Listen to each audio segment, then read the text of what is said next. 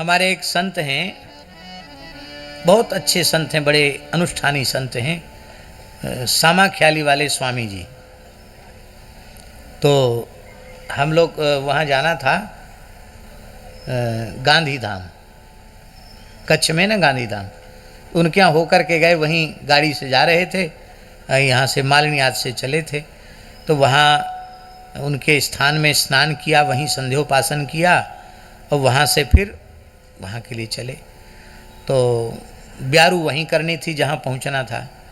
तो उन्होंने कहा कि थोड़ी काढ़ा और पकौड़ी, गरम गरम पकौड़ी भजिया आप लोग पा के जाएँ। बहुत सुंदर पकौड़ी बनाई थी महाराज, उन पकौड़ियों में होगी भांग। वैसे संदेह तो व्यक्त किया गया, लेकिन अरे कुछ नहीं है महाराज, प्रेम से पाओ, तृप्त होके पाओ।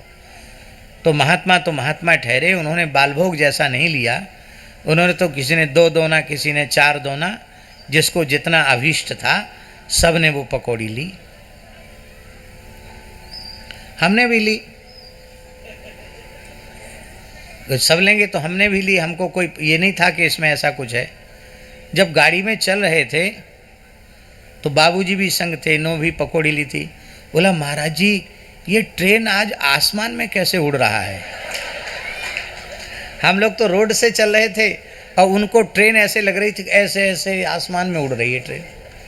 हमने कहा नहीं तो पटरी पे चल रही है, बगल में रेलवे लाइन थी।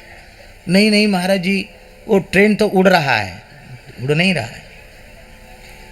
और वहाँ जब गए, वहाँ पहुँचे तो वहाँ कम से कम जितना यहाँ पंडाल में लोग हैं इससे ज़्यादा लोग थे वहाँ, जो सत्संग की प्रतीक्षा में थे।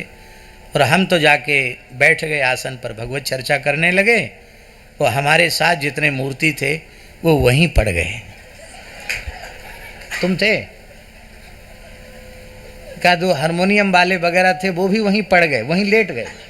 त्यागी जी हमारे वहीं लेट गए, सब चारों ओर लेट गए। कथा हो रही है, चारों ओर सब पड़े। हम समझ गए कि सब इस समय शिवलोक में विचरण कर रहे हैं।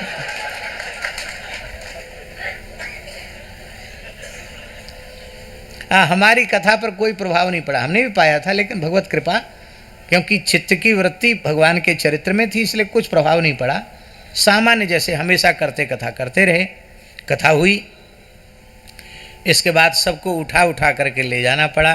किसी ने ब्यारू ने, कि बेचारे उन्होंने भगत ने बहुत सुंदर ब्यारू बना के तैयार करके रखा था, उनके संतोष के लिए हमने थोड़ा सा लिया, बाकी तो सब संत पड़े रहे। दूसरे दिन जाके सब ठीक हुए। तो भैया इसलिए हम प्रेरणा देते हैं, हंसाने के लिए नहीं बोल रहे हैं, किसी भी प्रकार का व्यसन वैष्णव को नहीं करना चाहिए। उत्तम पक्ष यही है। पर कोई महापुरुष के जीवन में है तो उनकी निंदा भी नहीं करनी चाहिए। समर्थ कहूँ नहीं दोष गोसाई, रवि पावक सुरसर की नाई। जब हम संत को भगवंत का स्वरूप मानते हैं तो भगवान सर्वसमर्थ हैं। हम अपनी सावधानी रखें पर संत स्वरूप में दोष न देखें, संत की निंदा न करें। यही शिक्षा पूज्य श्री रसिकानंद प्रभु ने अपने चरित्र के माध्यम से दी।